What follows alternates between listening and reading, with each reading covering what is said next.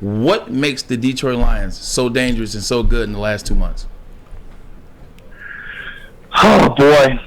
We could go round and round and round, and I can give you this and like feel like I'm in a lecture hall, right? And, you know, when you shorten the hypotenuse and then you lengthen it, and we can go into all that stuff. Here it is for me. I think things have just coalesced.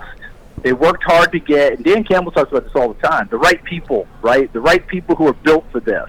That's one thing, okay, dealing with going through bumps and getting to where they are.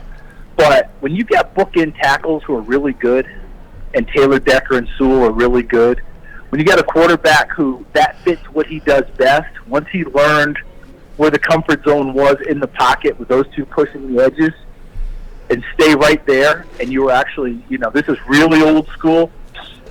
Because when I was a kid, guys, I read this book about this rookie quarterback who was trying to make it in the NFL. You know, one of those kids' books, right? Yep.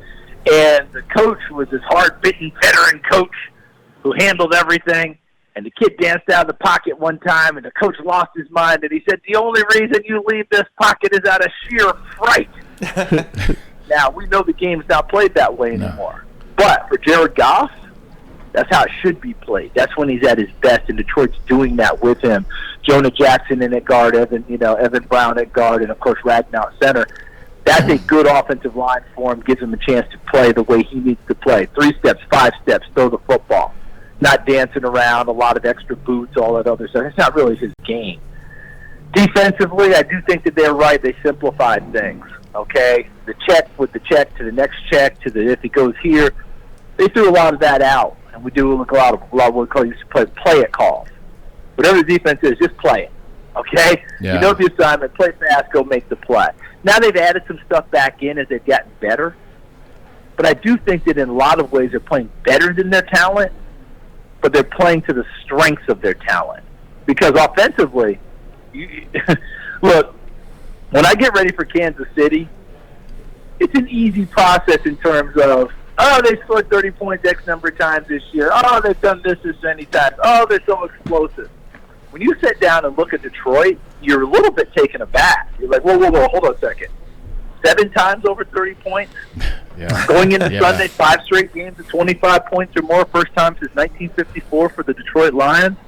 How many explosives are in there? And Jameson Williams is just now starting to round into form. It starts to hit you just on how many people they have that when the ball's in their hands, they can create big plays. So the long-winded answer to your question is, so dangerous on offense, yet probably still underestimated because people just have a hard time wrapping their heads around Detroit Very true. being that place. And a defense, that defensive front is pretty darn good. Sure, Hutchinson's your headliner, but Isaiah Buggs is darn good inside. Aleem McNeil, darn good inside. So they make it very messy for you if you want to run the football and try and do all those things.